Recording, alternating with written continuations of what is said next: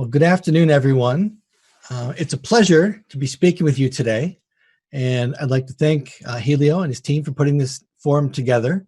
I'm Joel Carboni, and I've worked in project, program, portfolio management since 1997. I'm the current president of IPMA in the United States and the founder of this movement here at GPM. Now, we're a social enterprise, and we advocate for sustainability in project management and just celebrated our 10th anniversary last year. So this is me, but my biggest claim to fame is that I have 2 children, and they're great. I live in the Detroit metro area in Michigan, here in the U.S. And yes, the U.S. will be here for going forward after the events of this past week. It's been crazy here, but we're still strong. A little bit about us. So GPM has a long history of working in sustainability. We have contributed to the UN SDGs and their development. Our P5 standard, which I'll show you a bit later, has been used by most of the Fortune 1000. We have academic programs now in 22 universities around the world, and we have certified over 17,000 professionals in 144 countries. Now, I myself have worked in 50 of those. You might recognize some of the brands that use our products and services, from Google to Cellcom to the NBA basketball. Our services have been used in their projects, so we're pretty proud of that. Overall, roughly, it's about 60% business, 10% government, and 30% education when you look at who uses our services and standards. So I'm sure you've all seen these before.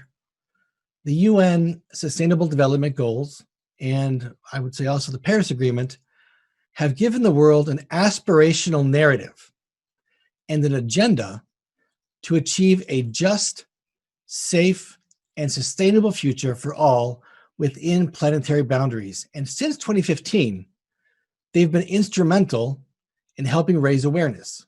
Now, the challenge is that within each of the SDGs are goals and targets that are difficult for organizations to map to their own objectives. They're just simply not actionable. And that's the problem. But we have a solution. I'll get to that here in a bit. Sustainability in projects. Why? Well, first, it's important to note that projects account for more than 30% of global GDP. That is more than 24 trillion US dollars. When you consider the impacts that projects have and associate the monetary value, it's easy to correlate that if sustainable development is ever going to become the standard, the most important place to start is the profession that by its very nature delivers change. It takes change to deliver change. And change is needed because annually we consume as humanity 1.7 Earths worth of resources faster than can be replenished by nature. This is known as Earth Overshoot Day, and each country has its own specific date. Let's say Portugal, for example, will consume more resources than it can regenerate by May 13th of this year. After that, it's all overconsumption. The US is worse. On March 14th, that's our date. This is a problem because we only have one planet. Well, until Elon Musk figures out how to inhabit Mars, but that's probably going to be a ways off. On top of this, we have a whole list of other problems. Climate change is the single largest threat facing us. It was Donald Trump, now it's climate change. And we must take every measure to mitigate it. We also have to address inequalities and a myriad of social issues. Now, I'm not saying anything that should shock anyone. We hear this all the time. But now we have tools to do something about it. The key is projects. And as projects deliver more than just stuff, we have to take ownership of everything. I want to share a little bit about how organizations adopt sustainable practice.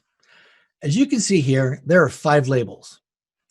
And organizations who adopt sustainability due to a crisis, whether it's an oil spill or a regulatory problem or a scandal like Volkswagen had a few years back or whatever, they are in the immature adoption phase for sustainability, as what's driving them to adopt it is purely based on risk mitigation and protecting their brand. As you move from left to right, you'll see that benefits increase based on what drives them to become more sustainable, right?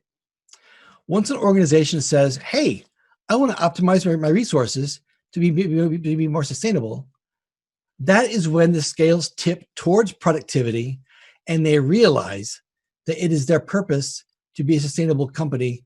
Growth really begins. Unilever is the best example of this. They grow because they're sustainable, not because they try to take on some little bit of sustainability. I must state, however, that they can't only focus on one measure. A balanced focus on environmental, economic, and social is critical. You can't ignore one and do just 2. You have to do all 3. And it must penetrate the corporate culture in order to be stabilized at the executive level, change level, and operations. As the old saying goes, culture eats strategy for breakfast. So you can't have sustainable projects without sustainable strategy. It has to penetrate all levels of the organization.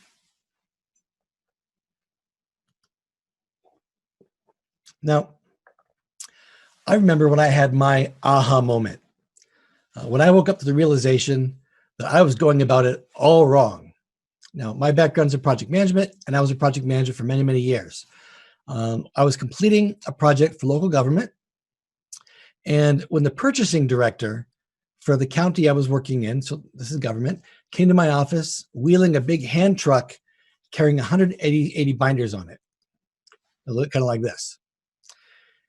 180 of these. He walked in and told me that I was going to be assigned a new project and that the city and county wanted to improve processes and eliminate waste.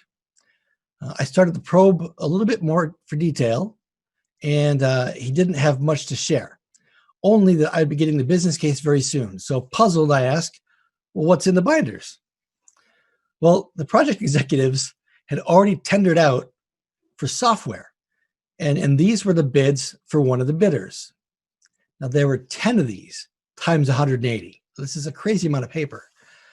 I asked how many bidders, and he said 10, and this was only one of them. So think about it, 10 bidders and 18 copies of the bids per bidder, as there were 18 agencies as internal stakeholders. I opened the binder, and on the first page was a sleeve for a DVD. And I asked him, what's on the DVD? And he said, oh, it's a soft copy of the bid, like a PDF. And I gave him a look, kind of the look a dog gives you when you ask it a complex question, kind of like turn your head and went, what? I said, did purchasing request that bidders courier all these to us? He said, yeah. I gave him that look and I said, well, why not just ask for a DVD? They can ship that, doesn't cost very much, and it's very low carbon. What's the deal? And he said, well, that's how we've always done it. And there it is. That phrase is what I've been fighting all over the globe ever since that moment. Projects and project management must become more sustainable. That's how we've always done it has to die. Now, with my newfound realization, I worked to develop a model that has evolved over the past decade that would achieve project sustainability and project management sustainability because it takes both. The two are not the same. Let me give an example. Since time without beginning, the iron triangle, or triple constraint as it's been known, has been a basal measurement for project quality. Projects should meet the schedule's requirements, allocated budget, and scope of work. This is important. And I'm not saying they shouldn't, but given the state of the planet since the Industrial Revolution, we have to dig deeper. We have an obligation to do better. The time constraint can be traced back to Henry Ford, or Fordism. Cost or economic efficiency can be traced back to Frederick Taylor, or Taylorism. And scope management can be tied back to Deming's modeling. So all of these are rooted in manufacturing, not projects, and are more regulatory in nature, where projects are known to be more temporary endeavors. So what's the answer? Well, it's simple. We have to make a giant leap forward as a profession towards value creation. Oh yeah, this is compliance. Now, the word value carries a lot of weight. And when I say sustainable, what I mean is restoring what has been depleted already and sustaining the future regenerated state. When we look at the global built environment, it's a monument to the take, make, waste approach to development. So we can't sustain what we already have. We have to restore and then sustain that. Now, here's a graph from a regenerative model. You can see that business as usual, I'll show this here, is a downward spiral. Everything we've done up till now, even the green movement, are degenerating the planet. Sustainability, as many understand it, is basically just treading water. I say that Joel, can I interrupt you? We are not seeing the graphics. We are just seeing the lamp, the bulb lamp, and the binder. Really? Is it frozen? Really? Yeah. We are just seeing the binder and the bulb lamp. I'm sorry for interrupting you because I think you're trying to show something and we are not watching it. Is this not showing now? No. No? Can you reshare your presentation? Sure, I will. Stop sharing and share again. That's really not good.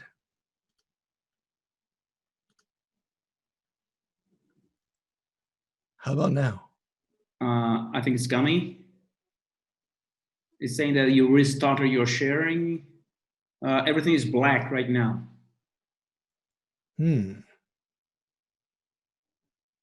It shows me as sharing.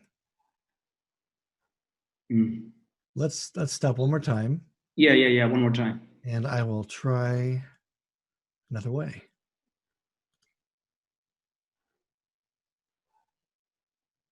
Uh-oh. No. Not again. How about now? No.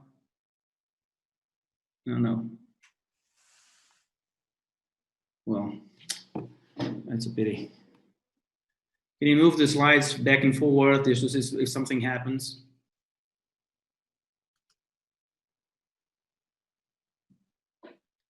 Maybe try. Oh yeah. Now you can see that it's a graph.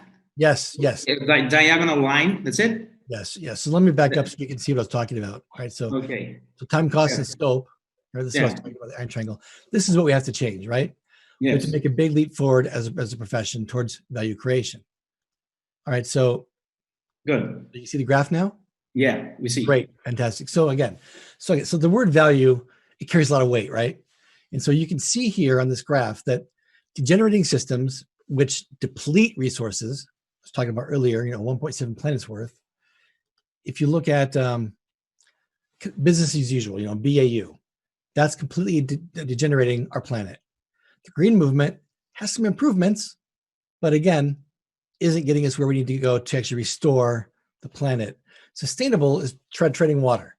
Now, sustainable is fine if we have a good ecosystem, but we've already depleted it. So we have to be able to restore and then sustain that, right? So what we have to do is actually practice restorative business practices. So humans assisting nature, and regenerative, appropriate participation and design as nature. So we have to replenish what we've already degraded over the past 100 years. That's what we have to do. So when I say sustainable, that's what I'm talking about, is moving up the chain and restoring ecosystems, okay? But we need tools. So at GPM, we developed several tools, and all of them are based on the following, on this simple model right here. You'll see that time, cost, and scope are still there, and we've added risk, value, and benefits, as these are aspects that are just as important as being on time or on budget. Then we have to look at our impacts, not just the impact of what we're creating, the asset, so to say, but also the management of projects that bring them to life. We have to support them in their useful life, and thus we have included society, prosperity, and the environment. Finally, here at the bottom, we've included project process and product process, as maturity of these is critical to quality. Let me give you an example, right? So this is value creation. Let's use, this is my favorite example. Let's use a heart transplant as a sample project, right? There's a scope. You're going to replace an old heart with a new heart. There's a schedule, right? There's time schedule, and there's a cost. Now, where I live, it can bankrupt you your entire life if you don't have good insurance, but we'll put that aside for now. For the sake of argument, let's say the patient agrees to come in on a Monday, and for 20 hours is in surgery to have the heart transplant. The patient comes in, and everything goes according to plan. The hospital gets paid, and they go home happy. But 2 weeks later, the patient dies because the body rejects the heart. This is a little bit extreme, but you can see where I'm going with this. According to the triple constraint of time, cost, scope, this was a quality project. But was it? No. Sustainable project management would focus on benefits realization and benefits management. Now, if you think about a public infrastructure project and the impacts to the local economy, society, and the environment, the same applies.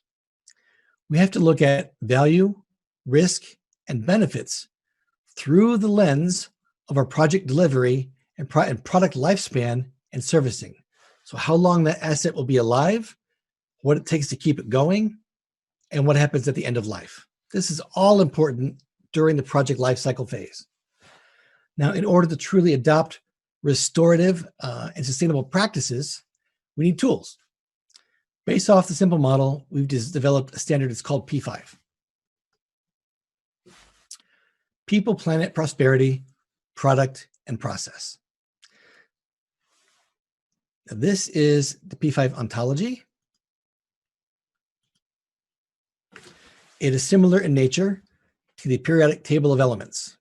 It has 6 core layers: project, which can be exchanged with program or portfolio, which indicates the focus.